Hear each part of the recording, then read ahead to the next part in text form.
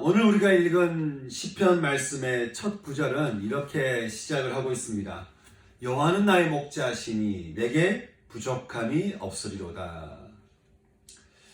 이 시편을 노래할 때 다윗이 어떤 상황이었는지 우리는 정확하게 알 수 없습니다. 하지만 분명한 것은 이 노래는 이제까지 살아왔던 다윗 자신의 삶에 대한 증거임과 동시에 지금 자신 인생에 대한 고백이라고 하는 것이죠. 여러분, 우리 인생을 이렇게 고백할 수 있다면 얼마나 좋을까요? 이게 내 인생의 고백인 거예요. 여호와는 나의 목자시니 내게 부족함이 없으리로다. 이렇게 고백할 수 있으면 얼마나 좋겠습니까? 내가 살아보니까, 그리고 지금 내가 살고 있는 것은 바로 여호와가 나의 목자시니 내가 부족함이 없다는 거예요. 지금 우리가 사는 세상은 하나님에 대해서 이렇게 모를 수 없는 그런 세상인 것 같습니다. 교회를 안 다녀도 하나님을 이야기하는 사람들이 주변에 많아요. 친구가 이야기하든지 가족이 이야기하든지 아니면 주변 이웃을 통해서 방송을 통해서 하나님이 어떤 분이신지를 계속 우리가 또 들으니까 모를 수가 없는 시대 가운데 우리는 지금 살아가고 있습니다. 우리 준영이도 하나님 누군지는 잘 몰라도 모르지는 않지, 준영아? 예. 아마 우리 준영이 할머니도 하나님에 대해서는 들어서 그리고 알고는 계실 겁니다. 근데 이 신앙이라고 하는 것은 하나님을 머리로 아는 것이 아니라 가슴으로 알고 마음으로 알고 그래서 이렇게 경험으로 알아서 하나님과 하나 되는 것이니까 사람들이 하나님을 모른다고 말할 수 없지만 그렇다고 하나님을 안다라고도 할 수 없는 게 어쩌면 지금 우리들의 그리고 많은 신앙인들의 자화상이 아닐까라는 그런 생각이 드는 것이죠. 그러나 오늘 말씀에서 다윗이 자신의 삶에 닥쳐온 절망과 낙심과 깊은 상처와 또 그런 삶의 무게에 비해서 그래도 지금 내가 이렇게 누리고 있는 이런 평안과 안식을 생각해 보면 내가 고백할 수밖에 없는 것이 있다는 거예요. 말할 수밖에 없다는 것이 있다는 거예요. 그것은 바로 여호와는 나의 목자시니 내게 부족함이 없었고 또 없다라고 하는 것이죠. 저는 오늘 저와 여러분 모두에게 이 고백이 나올 수 있는 은혜가 있기를 주님의 이름으로 축복합니다. 아니 어떻게 다윗은 이런 고백을 할 수 있었을까요? 우리는 보통 이 말씀을 읽다 보면 우리는 이 목자라는 단어에 우리가 이게 집중을 하기 쉬운데요. 사실 다윗에게는 목자라는 이 단어보다는 사실은 여호와라고 하는 그 이름이 그에겐 더 중요했습니다. 왜냐하면 그분을 알았기 때문에 그분이 나의 목자라는 것을 내가 알게 되었고 감격했고 감사했고 기꺼이 그분의 순전한 양이 되기를 원했기 때문에 그렇다고 하는 것이죠. 여러분은 여호와 하나님 그렇게 하면 어떤 분이라고 생각이 드십니까? 내가 머리로 아는 하나님이 아니라 여러분의 마음에 여러분의 가슴에 계시는 그 하나님은 어떤 하나님이라고 여러분은 생각이 드십니까? 여호와는 누구신가? 일단 성경은 하나님에 대해서 말하기를 하나님은 말씀으로 태양과 지구를 만드시고 여러분 놀랍죠? 말씀으로 태양을 만드셨다는 거예요. 말씀으로 지구를 만드셨다는 거예요. 이것부터가 일단 우리가 우리의 생각을 다 뛰어넘는 것이죠. 그리고는 사계제를 만드시고 바다와 육지의 경계선을 만드시고 또 짐승들의 자연 질서와 규칙들을 정하시고 흙으로 빚은 인간의 코에다가 이렇게 생기를 하고 불어넣어서 생명이 되게 하시고는 세상의 시작과 끝을 이렇게 딱 잡고 계신다는 거예요.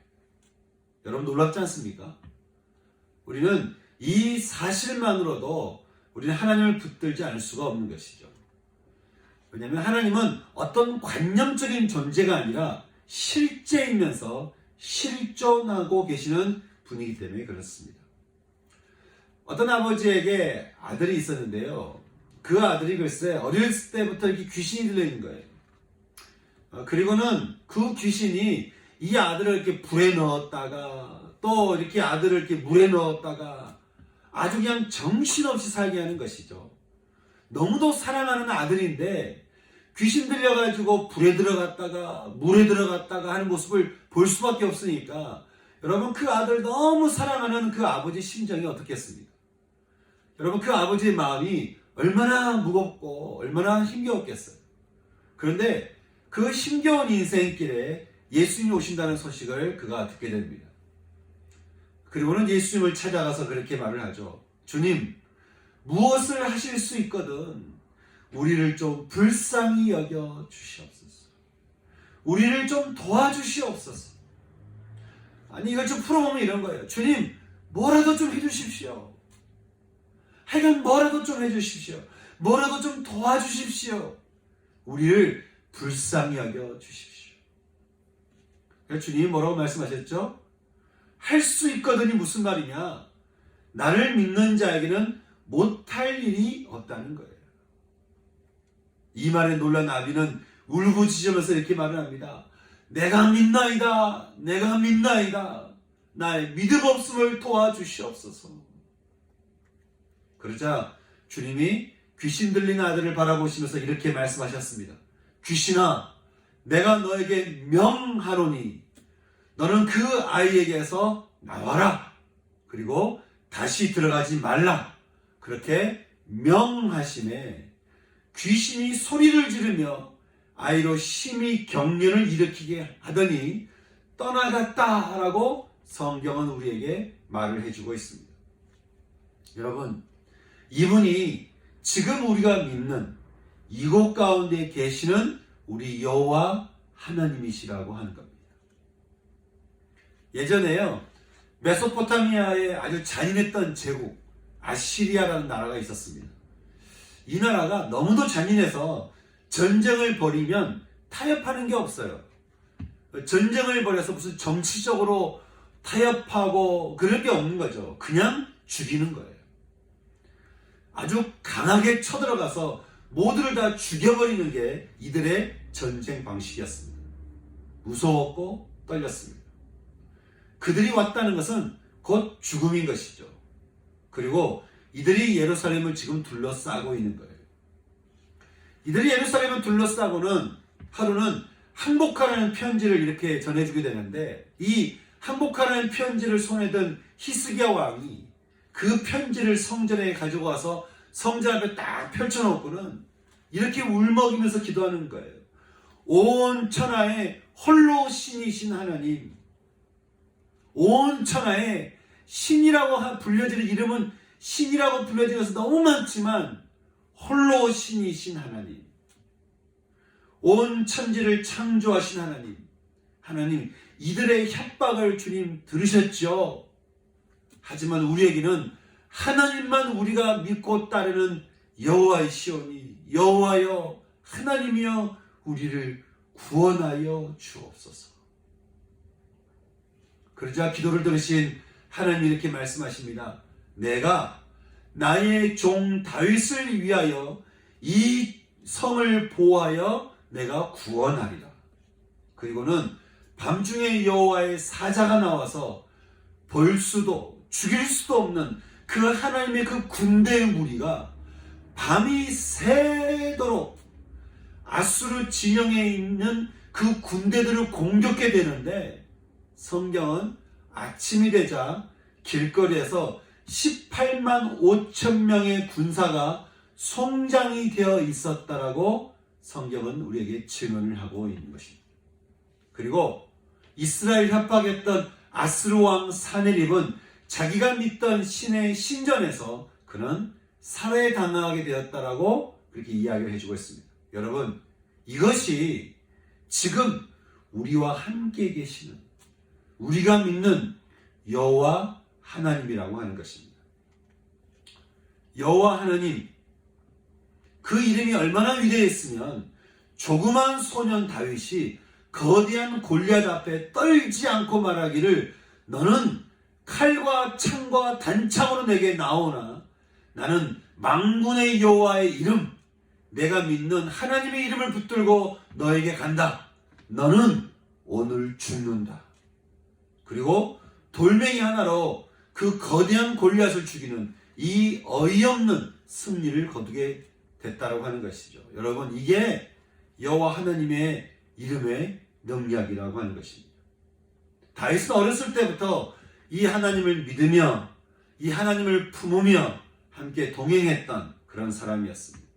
그래서 오늘 말하기를, 나의 하나님은 내가 이제까지 살아보니까, 내가 이제까지 경험해 보건대, 모든 위기에서 내가 벗어난 내 삶을 내가 경험해 보건대, 나의 하나님은 나의 목자시니 내가 부족함이 없었고 또 지금도 없다라고 그렇게 고백하고 있는 것입니다. 다윗은 자신의 하나님이 어떻게 자신을 그렇게 인도했기에 이런 고백을 하게 되었을까요? 다윗의 하나님. 우리 2절과 3절 말씀을 함께 우리 읽어보도록 하겠습니다. 2절과 3절 말씀 우리 같이 읽겠습니다. 그가 나를 푸른 풀밭에 누이시며 쉴 만한 물가로 인도하시는도다. 내 영혼을 소생시키시며 자기 이름을 위하여 의의 길로 인도하시는도다. 아멘. 이스라엘이라고 하는 그 땅은 여러분도 아시다시피 이렇게 넓은 들판 있는 그런 유럽이 아니에요. 우리 장기자매는 유럽 가봐서 알겠지만 그냥 차를 타고 기차 타고 가면 양 옆으로 쫙 펼쳐진 그런 아름다운 초록색 들판이 있는 곳이 아닙니다. 우리나라 2월달, 3월달 정도 되면요, 이스라엘은 잠시 초여름입니다. 그래서 들판에 그때 잠시 들판에 풀이 자라고 꽃이 핍니다. 그게 전부예요. 잠시입니다. 또 추수 때가 되면 헐몬산에서 흘러오는 물이 갈릴리를 거쳐 사해와 요단강으로 흘러가면서 이스라엘 전용 물줄기에 물을 흘려보내지만 그것도 잠시입니다. 푸른 풀밭과 쉴만한 물가, 여러분 그거 찾기 힘들어요. 찾기가 어려워요. 이게 말이 쉽지, 우리나라는 주변에 풀밭을 찾기가 쉬우니까 우리는 이 말이 쉽게 다가올지 모르겠지만, 이스라엘 땅에 가보면 이스라엘 사는 사람들이 보기에 푸른 풀밭과 쉴만한 물가 찾기가 힘들어요. 일반 사람들도 그 찾기 힘든 마당에 여러분 그 땅에 살고 있는 양들과 가축들이 무슨 수로 그것을 찾아서 그것을 먹고 거기서 쉴 수 있겠습니까?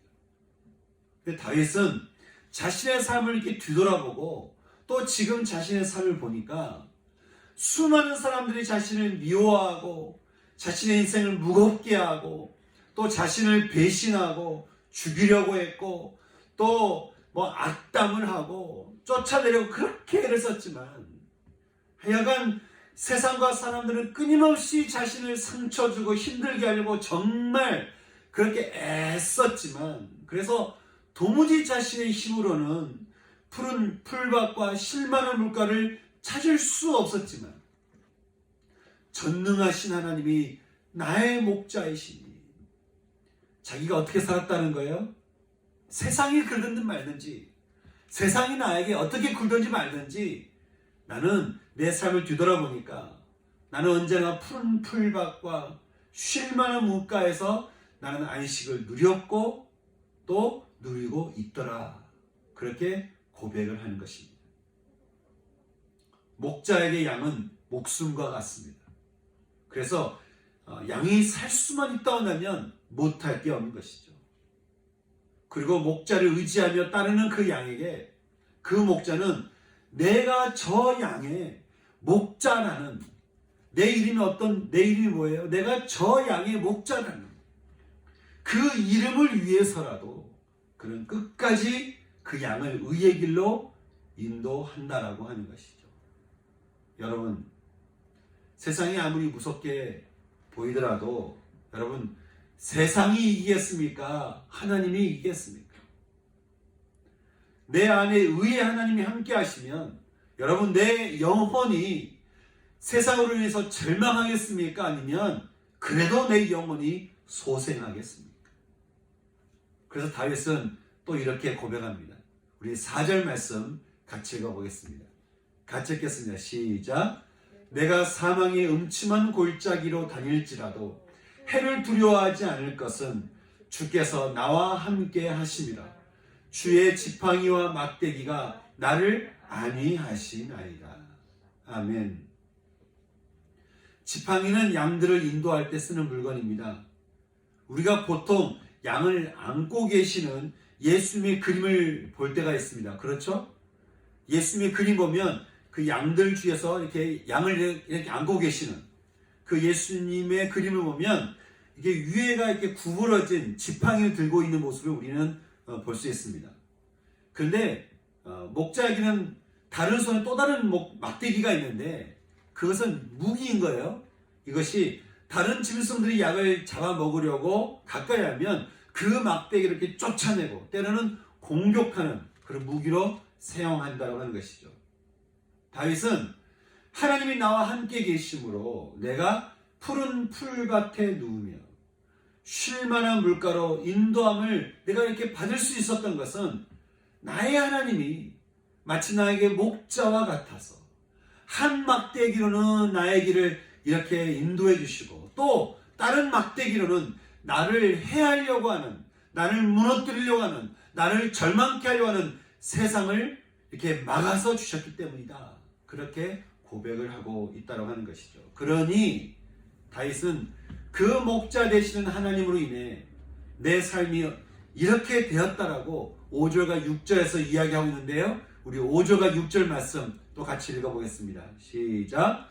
주께서 내 원수의 목전에서 내게 상을 차려주시고 기름을 내 머리에 부으셨으니 내 잔이 넘치나이다.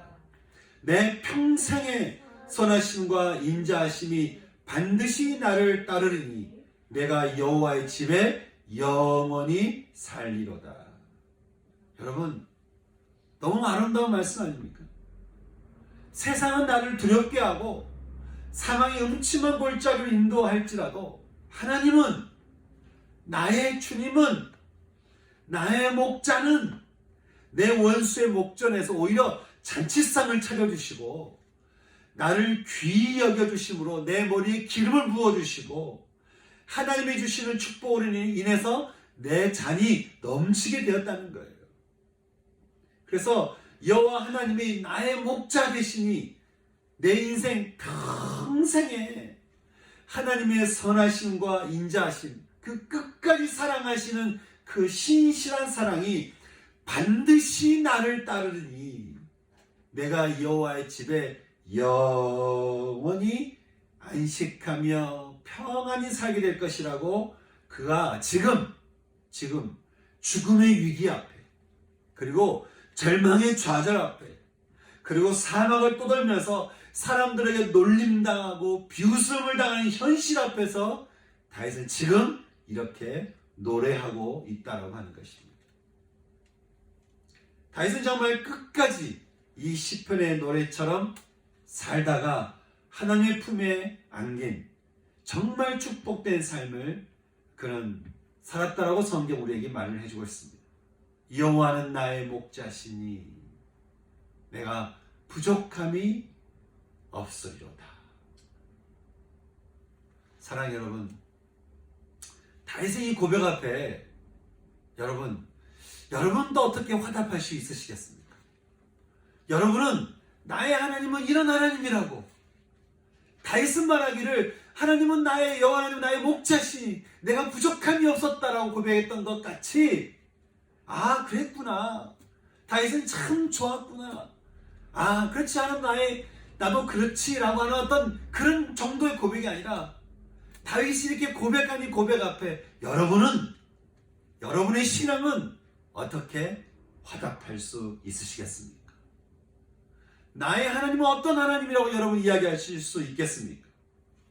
여러분, 우리가요 하나님을 머리로 아는 게 아니라 마음으로 알고 삶으로 알아야 되는 이유가 있습니다. 한 선지자의 말 때문입니다.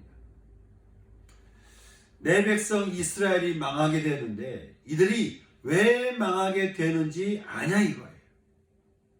이것은 내 백성이 지식이 없음으로 망하게 되었다는 거예요. 지식이 없음으로 망하게 되었다. 뭐가 없음으로요? 지식이 없음으로. 여기서 말하는 이 지식이라고 하는 것은요, 학식을 말하는 게 아닙니다.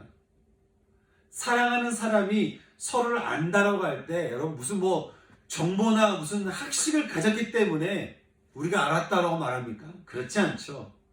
이것은 사랑에서 나오는 관계성이고 성품으로 만나는 만남을 말하는 것입니다. 그런데 이스라엘이 왜 망하게 됐다는 거예요? 하나님을 향한 그 지식이 없어서 망하게 되었다는 거예요. 그냥 머리로 알고 있는 하나님이 아니라 하나님을 향한 그 만남이, 그 하나님을 성품으로 만나는 그 만남이 없어서 그가 망하게 되었다는 것이에요. 다시 말해서 하나님을 알기는 알겠는데 나의 하나님이 없어요. 하나님을 알겠어요. 하나님 어떤 분인지 내가 들었어요. 내가 어렸을 때부터 들었고 사람들에게 들었고 누군가에게 들었고 하여간 하나님이 어떤 분인지 알겠어요. 그런데 나의 하나님이 없어요. 나의 하나님. 또 나의 하나님에 대한 고백이 너무 적은 거예요. 그러니 어떻게 해요? 나의 하나님에 대한 지식이 없어서 그들이 망하게 되었다라고 하는 것이죠.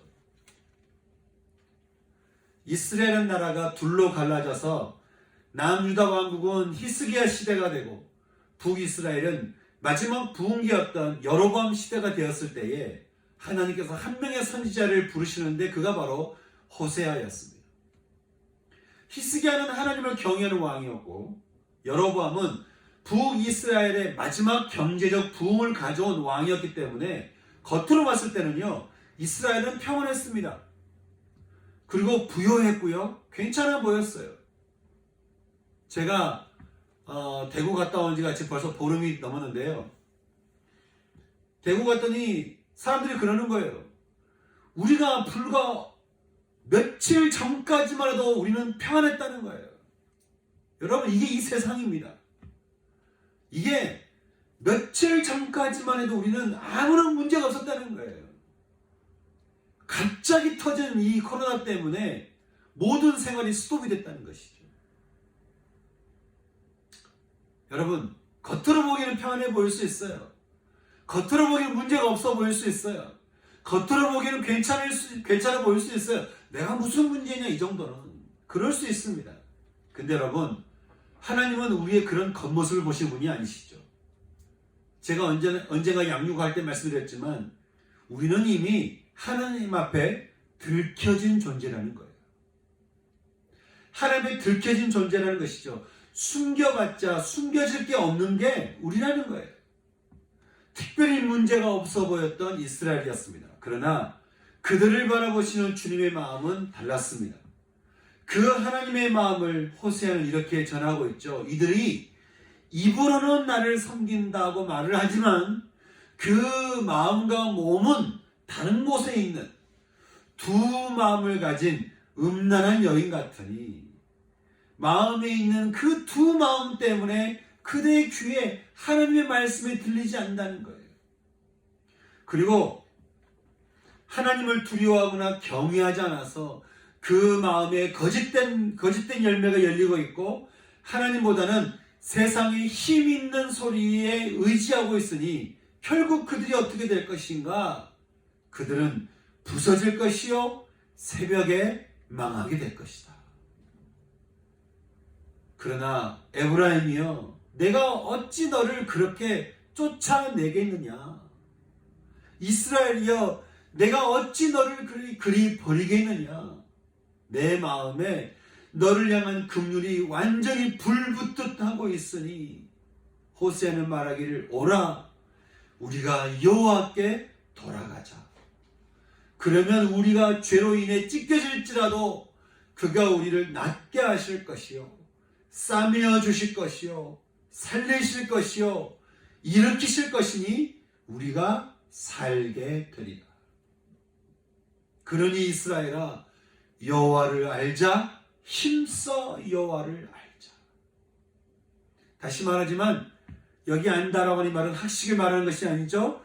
결혼관계로 연합이 되고 하나 되는 그런 알을 말합니다. 말로만 하나님을 안다고 말하지 말고 원래 우리가 창조되었을 때처럼 너희 안에 내가 내 안에 예가 있는 그 하나님의 알므로 돌아가자는 거예요.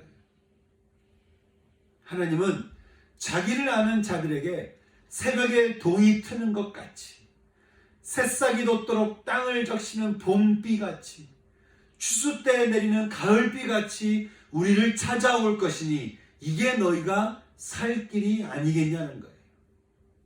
그러니 두 마음의 이스라엘아, 이제는 여호와를 알자. 힘써 여호와를 알자. 여호와를 아는 것이 곧 우리 영혼이 살 길이요, 여호와를 아는 만큼 우리 마음은 풍요로워지고 안식하게 될 것이다 라고 하는 것이죠.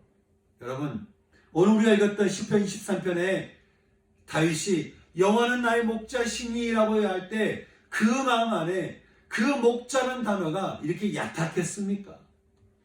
수많은 시간을 통해서 또 하나님을 붙들면서 그 마음에서 이렇게 깊이 우러나온 고백 아니겠어요? 여호와는 나의 목자라는 거예요. 정말 여호와는 나의 목자라는 거예요. 부인할 수 없는 하나님은 나의 목자라고 하는 것이죠. 제가요, 주님께 돌아온 다음에 제 마음에 깊이 심겨진 고백이 한 가지 있었습니다. 그것은 하나님은 참 신실한 분이시라고 하는 거예요. 제가 방황의 시간을 오랫동안 가지고 비록 그래서 방황을 너무 오래 해가지고 하나님이 예비하신 축복을 많이 잃어버리긴 했지만, 그래도 저를 포기하지 않으시고 기다리고 또 기다리시면서 끝끝내 생명 가운데로 돌아오도록 인도하시는 그 하나님을 보면서 나도 모르게 불렀던 애창곡, 찬양이 있는 거예요. 그것은 신실하신 하나님이라는 거예요. 신실하신 하나님. 신실하신 하나님, 신실하신 주, 나의 주 하나님은 신실하신 주님. 제가 이 찬양을 얼마나 많이 불렀는지 몰라요. 얼마나 많이 불렀는지. 그래서 기도하면서 보니까요, 기도하면서 제 삶을 뒤돌아보니까 제가 힘들고 어렵고 죽을 뻔했던 일도 있었거든요. 근데 그때 보니까 내가 어떻게 그 위기를 넘겼을까 보니까, 여러분, 이렇게 화면에서 다 비춰지지 않지만 그 화면 옆에 그동안 가려졌던 화면이 딱 이렇게 벗겨지는데 보니까 그때마다 하나님이 항상 내 옆에 있었던 거예요. 외로울 때도 옆에 있었고, 힘들 때도 옆에 있었고, 괴로울 때도 옆에 있었고, 죽고 싶을 때도 옆에 있었고, 정말 하나님은 한 번도 빠짐없이 내 옆에 늘 나와 함께 계셨던 거예요. 신실하신 하나님, 신실하신 하나님. 또 제가 주께 돌아오긴 했지만요, 이게 너무 방황을 하다 와서 보니까 처음엔 이게 적응이 잘 안 되는 거예요. 더구나 제가 주께 돌아온 지 얼마 안 돼서 제가 전도사가 됐으니까 교회 와서 보는데 너무 미안하고, 또 이게 나만 너무 부족한 것 같으니까 속으로 너무 자책하는 마음이 많이 드는 거예요. 내가 과연 여기서 내가 이게 잘 섬길 수 있을까? 내가 과연 잘 섬길 만한 사람일까?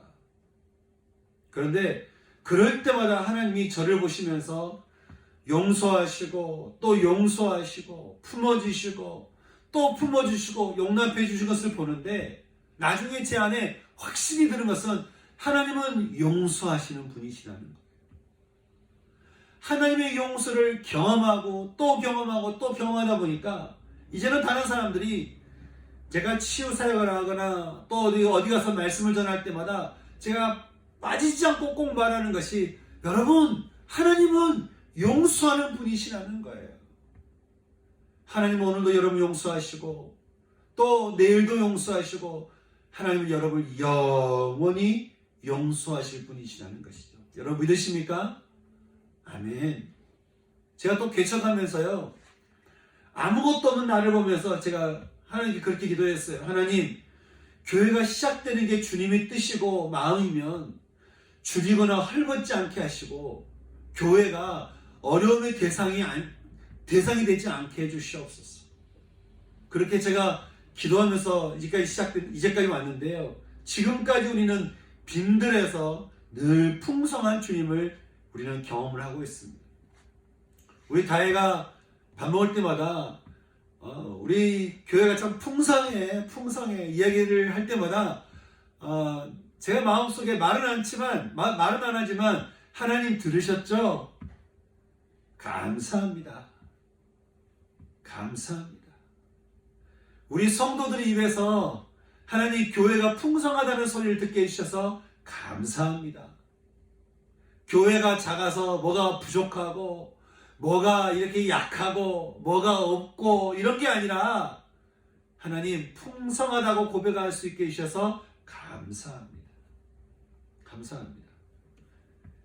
그러니 제가 하나님을 대해서 하나님 어떤 분이신가 할 때 제가 어떻게 이야기하겠어요? 정말 하나님은 우리에게 목자 되는 분이셨고 또 지금도 그러시며 앞으로도 여호와 하나님은 우리의 목자 하나님이시다라고 제가 이렇게 고백할 수밖에 없다라고 하는 것이죠.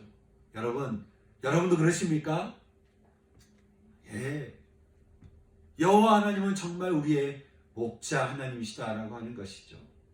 여러분, 이렇게 나의 하나님이 어떤 하나님이신지에 대한 이 믿음, 이 고백, 처음에는 이게 작았어요. 하나님은 이런 분이신 것 같아. 근데 묵상하면서 말씀을 읽으면서 예배드리면서 말씀을 들으면서 또 내가 기도하면서 정말 하나님은 이런 분이셔. 하나님은 정말 이런 분이셔. 그렇게 하나님에 대해서 내가 알아가고 또 알아가고 또 알아가면서 여러분 이렇게 알아갈 때마다 어떤 마음이 들겠어요? 하나님이 나의 목자시라고 하는 거, 하나님이 너무나 귀한 분이라고 하는 거, 하나님은 정말 나의 전능한 분이시고 하나님 너무나 나의 놀라운 분이시다고 하는 거, 여러분 이 하나님에 대한 이 고백이 내게 쌓이면 쌓일수록 여러분 우리가 이 세상에 어떤 어려움이 오더라도 그것을 능히 넘어설 수 있는 이것이 우리의 능력이 되지 않겠냐라고 하는 것이에요. 하나님을 아는 것만큼 여러분 우리의 힘이 어디 있겠어요? 하나님을 아는 것만큼 우리의 능력이 어디 있겠습니까? 여러분 하나님을 아는 것만큼 우리에게 이 큰 위로가 어디 있겠습니까? 그러니 호세아가 말한 것처럼 여호와를 알자, 힘써 여호와를 알자 라고 하는 그 간절한 그 절절한 고백이 여러분 얼마나 정말 우리를 살리는 그런 고백이 되겠습니까? 사랑하는 여러분, 여러분은 하나님에 대해서 어떻게 여러분은 고백하십니까? 나의 하나님은 어떤 하나님이라고 생각되십니까? 그게 분명히 몰라도 괜찮아요. 그런데 어찌됐든 여러분이 삶 속에서 경험한 하나님, 나의 하나님은 이런 분이신 것 같아. 나의 하나님은 이런 분이신 것 같아 라고 하는 그 작은 고백부터 시작을 해서 여러분 이제부터는 여러분 삶에서 어떻게 되겠습니까? 말씀을 읽으면서 묵상하면서 또 예배드리면서 말씀을 들으면서 정말 나의 하나님은 그런 분이셔 라고 하는 이 고백에 대해서 더 분명해지고 그 고백이 더 깊어지고 그 고백의 그 높이와 그 넓이가 더 넓혀져 갈 때 여러분 그것만큼 우리에게 힘이 되는 것이 어디 있겠냐는 거예요. 지금 우리가 이렇게 영상으로 예배를 드릴 수밖에 없는 참 우리 이 어려운 시대 가운데 지금 우리가 놓여져 있습니다. 코로나가 있고 이게 또 변이가 된다고 그러고 또 뭐 중국 땅에는 메뚜기 떼가 몰려와서 아프리카나 중국 땅에 메뚜기 떼가 몰려와서 지금 곡식들을 싹 먹어버리고 있다고 하고 그리고 온데 지진이 나고 그리고 호주는 뭐 나라의 3분의 1이 불타버렸으니까 호주에 뭐 이렇게 이런 큰 불이 나고 있고 온 세상이 들려오는 소식이 암담하고 참 어둡고 참 우리를 힘겹게 하는 그런 일들이 계속 우리에게 들려오는데 또 우리 개인적으로도 이런저런 어려움 가운데 우리가 참 힘든 무거움이 많은 이 세상, 이 인생인데, 여러분, 이 인생에서 우리가 어떻게 힘을 내고 우리가 살 수 있겠습니까? 정말 누가 우리에게 힘을 주겠습니까? 누가 우리의 마음에 힘을 주고 누가 우리를 정말 살려주겠습니까? 여호와 하나님, 여호와 하나님, 그 하나님, 내가 믿는 내 하나님, 다른 사람이 말하는 하나님이 아니라, 다윗이 말하는 하나님이 아니라 내 하나님, 내 하나님, 그 내 하나님이 정말 나를 살리고 나에게 힘을 주고 또 나를 일으킬 수 있는 그런, 여러분, 능력이 되는 것 아니겠습니까? 그러니 나의 하나님을 알아가는, 또 나의 하나님의 그 신앙을 더 깊이 해나가는 이것이 우리에게 얼마나 큰 축복이요 은혜가 되겠습니까? 사랑하는 여러분, 저는 정말 소망하는 것은 저와 여러분이 우리의 요 근래 거룩한 습관들에게 운동하는 이 시간을 통해서, 저는 그저 성경 몇 장 읽고 그냥 몇 분 기도했고 이런 것으로 끝나는 것이 아니라, 그 거룩한 습관을 통해서 전 여러분 마음속에, 여러분 영혼에 여호와 하나님을 향한 그 지식, 하나님의 그 성품이 어떤 분이신가는 그 지식, 그 지식이 여러분 가운데서 더 풍성해지고 더 풍부해질 수 있는 그런 은혜가 여러분 가운데 있기를 주님의 이름으로 축복하는 것입니다. 여러분, 저는 오늘 다윗이 고백했던 것처럼 여호와는 나의 목자시니 내게 부족함이 없으리로다. 이렇게 고백했던 이 다윗의 고백이 저는 우리의 고백이 되었으면 좋겠습니다. 우리의 마음에서 나오는 진실된 고백이 되었으면 좋겠습니다.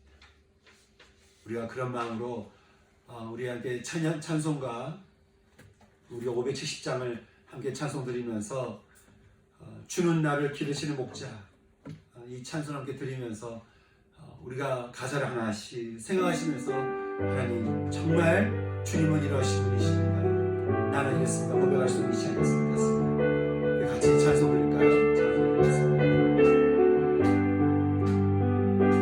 주는 나를 기르시는 목자요, 나는 주님의 귀한 어린 양, 푸른 풀밭 맑으시는 물가로 나를 늘 인도하여 주신다. 주는 나의 좋은 목자, 나는 그의 어린 양, 저를 따라 꼴을 먹여주시니 내게 부족한 전혀 없어라. 함께 시간에 우리가 이렇게 기도하며 나갔으면 좋겠습니다. 하나님, 여러분 각자의 고백으로 기도하면서 나갔으면 좋겠습니다. 하나님 정말 나의 이런 분이시오.